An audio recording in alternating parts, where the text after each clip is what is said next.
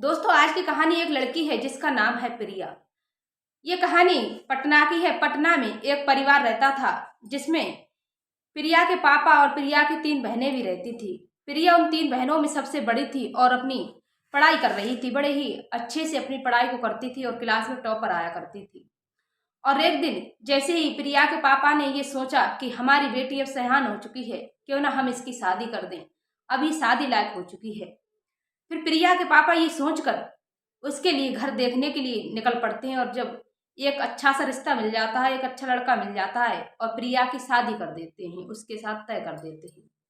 प्रिया की जब शादी उस लड़के के साथ तय कर देते हैं, प्रिया की शादी तय हो जाती है। उसके बाद में दहेज की बात चलती है तो दहेज में लड़का एक 4 पहिया की गाड़ी मांगता है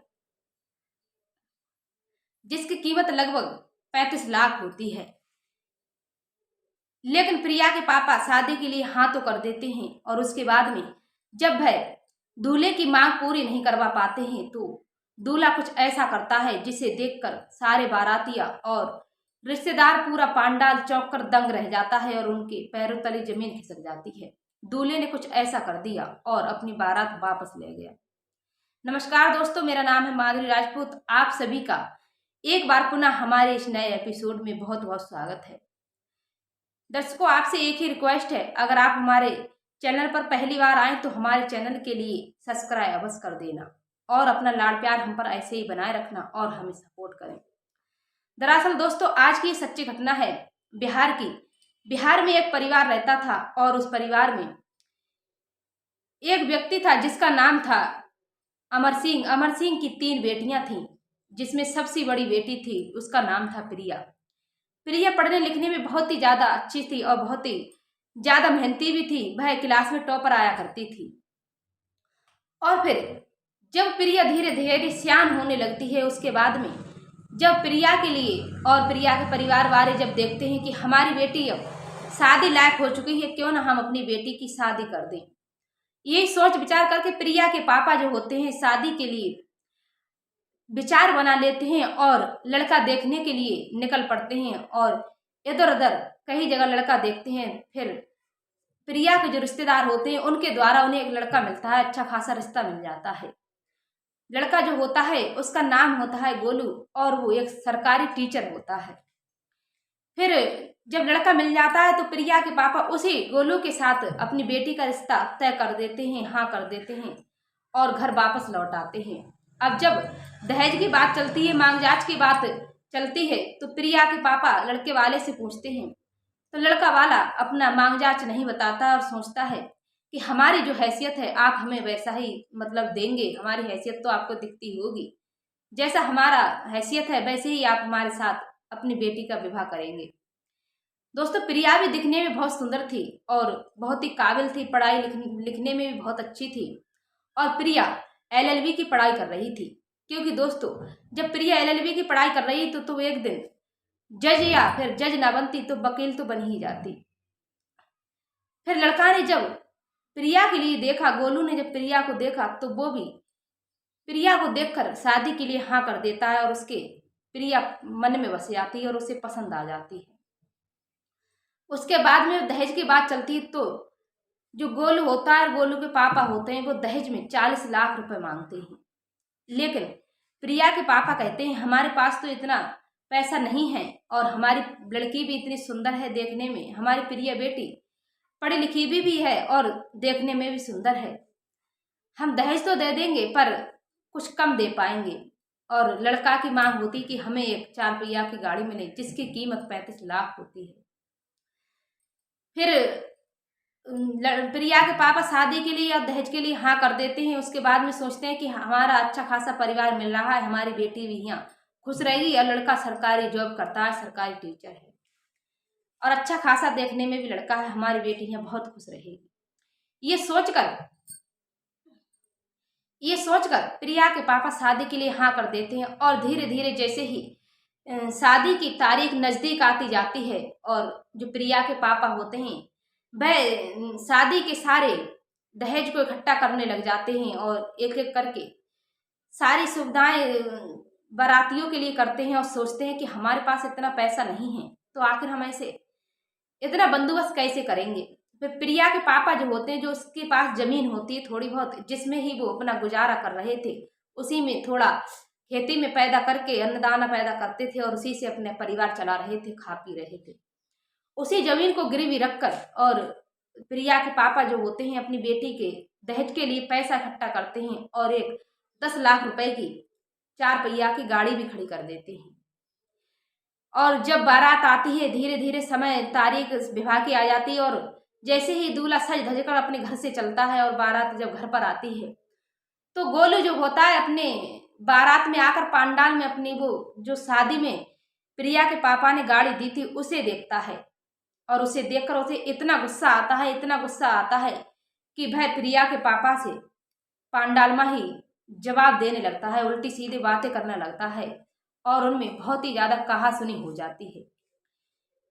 फिर भी प्रिया के पापा जो होते हैं, जब गोलू शादी के लिए इनकार करता है तो प्रिया के पापा होते हैं वो हाथ जोड़कर गोलू के आगे खड़े हो जाते हैं और कहते हैं कि देखो मेरी बेटी अच्छी खासी पढ़ी लिखी है, तुम ऐसा मत करो मेरे साथ, मेरी बहुत बदनामी हो गई। मैंने तुम्हें महंगी गाड़ी नहीं दी पर है तो 4 पहिया की गाड़ी। लेकिन गोलू एक भी बात किसी की नहीं समझता है और ना ही अपने ससुर की एक बात सुनता है, प्रिया की पापा की एक भी बात नहीं सुनता है। और गोलू के जो पापा मम्मी होते हैं वो भी गोलू के लिए बहुत समझाने की कोशिश करते हैं, लेकिन गोलू के एक ना समझ में आती है। वो भी समझाते हैं कि बेटा कोई बात नहीं है, जो मिला है हमें उसी में खुश रहना चाहिए, क्योंकि प्रिया पढ़ी लिखी है और दिखने में भी बहुत सुंदर है। एक ना एक दिन प्रिया कुछ ना कुछ बन ही जाएगी, वकील बनेगी या फिर जज बन जाएगी। लेकिन गोलू फिर भी किसी की बात नहीं मानता है और प्रिया के पापा में वह गुस्से में आकर 2-3 थप्पड़ मार देता है।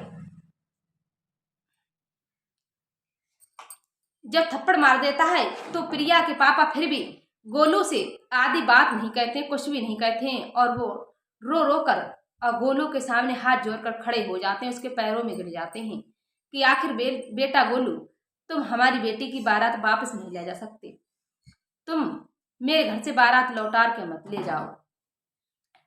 और जैसे ही जयमाला का समय आता है, जयमाल का समय आता है, वैसे ही गोलू वहां से फरार हो जाता है, अपनी बारात वापस ले जाता है और शादी के सारे रीति रिवाज ऐसे ही रह जाते हैं, मंडप पूरा सूना हो जाता है। अब प्रिया को जैसे ही ये बात पता चलती है, सारे रिश्तेदारों में ये बात फैल जाती है कि दूल्हे ने प्रिया के पापा को मारा है। प्रिया को ये बात पता चलती है कि तुम्हारे पापा को मार दिया है, तुम्हारे पापा को बहुत मारा है दूल्हे ने। फिर प्रिया गुस्सा हो जाती है और उससे गुस्से में आकर वो भी शादी से इनकार कर देती है और पांडाल में आती है तो कहती है, पापा आपको दुखी होना नहीं चाहिए, अब हम तो बर्बाद हो गए, हमारे पास कुछ भी नहीं रहा और हमें ऐसे लड़के से शादी नहीं करनी है। ऐसे घर में शादी करूंगी तो मेरा जीवन भी बर्बाद हो जाएगा और मैं कहीं की नहीं रहूंगी। ये लालची इंसानों से मुझे रिश्ता नहीं रखना है। फिर प्रिया भी शादी से इनकार कर देती है।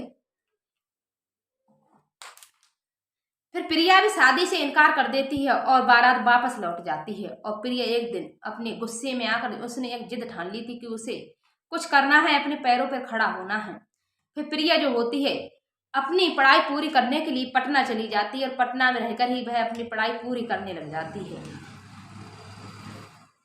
और जब प्रिया के पापा जो होते हैं वो घर पर रहकर ऑटो चलाते थे, ऑटो का काम करते थे, ऑटो ड्राइवर थे, वो घर पर रहकर ऑटो का काम करके इधर उधर मजूरी करके अपने बेटी के शादी का कर्जा निकालते हैं और अपनी बेटी की पढ़ाई पूरी करवाते हैं।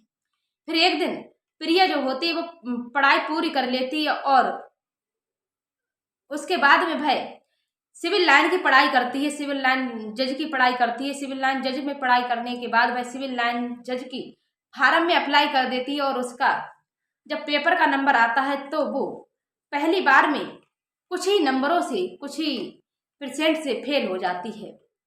फिर भी प्रिया हार नहीं मानती है और ना ही निराश होती है, वो हौसला अपना तोड़ती नहीं है, बनाए रखती है। और उसके बाद में प्रिया जो होती है दोबारा से सिविल लाइन जज के लिए फॉर्म अप्लाई कर देती है और उसमें भी वो 2 नंबर से फेल हो जाती है। लेकिन प्रिया जो होती है फिर भी हार नहीं मानती है, अपने हौसला को नहीं तोड़ती है, हौसला बनाए रखती है। और प्रिया जो होती है फिर से तीसरी बार में सिविल लाइन में जज के उसमें फॉर्म में अप्लाई कर देती है और तीसरी बार में प्रिया अच्छे रैंक से टॉपर आती है और अच्छे नंबरों से पास हो जाती है और वह सिविल लाइन जज बन जाती है। और ये खबर उसके घर वालों को गाँव में पता चलती है तो गाँव वाले भी बहुत खुश होते हैं और उसकी ये न्यूज अखबारों में निकल जाती है और वही अखबार जब उसकी ससुराल वाले पढ़ते हैं, उसे कि गोलू के मम्मी पापा जो होते हैं, गोलू होता है वो पढ़ता है कि प्रिया जो है वो सिविल लाइन जज बन चुकी है। अब प्रिया अपने घर जब आती है तो बड़े धूमधाम से उसका पूरा गांव स्वागत करता है और उसके लिए बहुत ही ज्यादा सम्मान देते हैं। उसके बाद में प्रिया के जो ससुराल वाले होते जिससे रिश्ता टूट गया था, उन्हीं का किसी से गपड़ा चल रहा था, जमीन का किसी से लफड़ा चल रहा था। फिर प्रिया जो जज बन जाती है तो प्रिया के पास में एक बूढ़ी औरत आती है, बूढ़ी माँ आती है और हाथ जोड़कर प्रिया से कहने लगती है कि मैडम, मेरी जमीन मेरे नाम पर है, मेरे कागजात मेरे पास हैं, फिर भी मेरी जमीन पर दूसरे लोगों ने कब्जा बनाए रखा है। 20 साल से वही जोत रहे हैं, वही उसी में काम करते हैं खेती का, क्योंकि वो बड़े घर से हैं, पैसे वाले हैं, इसीलिए मेरी एक भी बात को नहीं मानते हैं और मैं उनसे कुछ भी कहती हूँ तो मुझे बहुत ही ज़्यादा मारते पीटते हैं और मुझे बहुत ज़्यादा टॉर्चर करते हैं। होती है अपने कर्मचारियों के लिए आदेश करती है और पुलिस के लिए इन्फॉर्म करती है कि कौन है जो ऐसा गांव में इनकी, उसकी तलाशी करो, उसे छानबीन कर हमारे पास लेकर आओ और इनकी जमीन इन्हें वापस दिलवाओ। क्योंकि जब बुढ़िया के कागज देखे जाते हैं तो उसकी जमीन उसी के नाम पर निकलती है, फिर भी अवैध कब्जा उसकी जमीन पर बनाए रखे थे और 20 सालों से दूसरे लोग कर रहे थे। अब जब प्रिया इस बात के लिए तहकीकात के लिए भेजती है, अपने नौकरों के लिए वहां भेजती है, तो वो लोग कोई और नहीं थे जिसके बुढ़िया की जमीन पर कब्जा था। वो कोई और नहीं बल्कि वही लोग थे, वही परिवार थे जिससे प्रिया का रिश्ता टूट गया था। गोलू के ही पापा थे। गोलू और गोलू के पापा ही उस बुढ़िया की जमीन पर अवैध कब्जा बनाए रखे थे। फिर गोलू के पापा और गोलू प्रिया के पास आते हैं तो वो भी कहते हैं, साहब हमारे साथ आप ऐसा नहीं कर सकती, हमारी जमीन है वो, हम 20 साल से उसे कर रहे हैं। लेकिन प्रिया जो होती है उन लोगों से बात नहीं करती है, कहती है हम तुम्हें तो बहुत अच्छे से ही जानते हैं कि तुम क्या हो और क्या नहीं हो। और प्रिया उस बूढ़ी माँ की जमीन वापस दिलवा देती है और उसके बाद में भी गोलू और गोलू के पापा हार नहीं मानते हैं और दूसरा दिन जो सुबह की होती है, दूसरा दिन की सुबह होती है, फिर गोलू और गोलू के पापा प्रिया के पास पहुंच जाते हैं और उससे फिर कहने लगते हैं कि जज साहिबा, आपने हमारे साथ सही नहीं किया, आपने बहुत गलत किया, वो जमीन हमारी है, कृपया करके आप हमारी जमीन हमें वापस दिलवा दी, वो लाखों की जमीन है। फिर प्रिया फिर भी उनकी एक भी बात नहीं सुनती, क्योंकि उसे अपना बदला लेना था और उसने अपना बदला भी ले लिया। वो लोग गलत सोच के थे, सोच के थे और गंदे थे, तो इसीलिए प्रिया ने जो सही दिखा उसने वो किया, सही के रास्ते पे प्रिया चली। इस बात के लिए अपने घर वालों के लिए बताती है, इस घटना के बारे में अपने घर वालों को सूचना देती है, अपने पापा को सुनाती है। तो प्रिया के पापा भी बहुत खुश होते हैं, प्रिया का पूरा परिवार बहुत खुश होता है कि हाँ बेटा, तुमने उसके साथ में बहुत अच्छा किया, वो लोग इसी लायक हैं। गोलू और गोलू के पापा के साथ में तो यही होना चाहिए था, तुमने ठीक किया है, बिल्कुल शाबाशी वाला काम किया है। फिर प्रिया अपने परिवार के साथ ही बड़े हंसी खुशी के साथ रहने लगती है और बूढ़ी माँ जो होती है वो भी अपने जमीन में नाच पानी करने लगती है, बड़ी खुशी के साथ अपनी जमीन के खेती से खुश रहकर अपने घर के लिए चलाती है, बड़े ही खुश के साथ और बड़ी खुशी से अपने घर के लिए और अपने जीवन को आगे बढ़ाती है और वह अपने घर में बड़ी खुशी से रहने लगती है। प्रिया ने ये जज बनने के बाद में गोलू के साथ और उसके पापा के साथ में जो किया वो सही किया या गलत किया, बूढ़ी माँ का उसका हक दिलाकर ये सही किया है या गलत किया है, ये कमेंट में अपनी राय अवश्य देना। मिलते हैं इसी किसी सच्ची घटना में, किसी नेक्स्ट एपिसोड में। तब तक के लिए जय श्री राम, जय हिंद, जय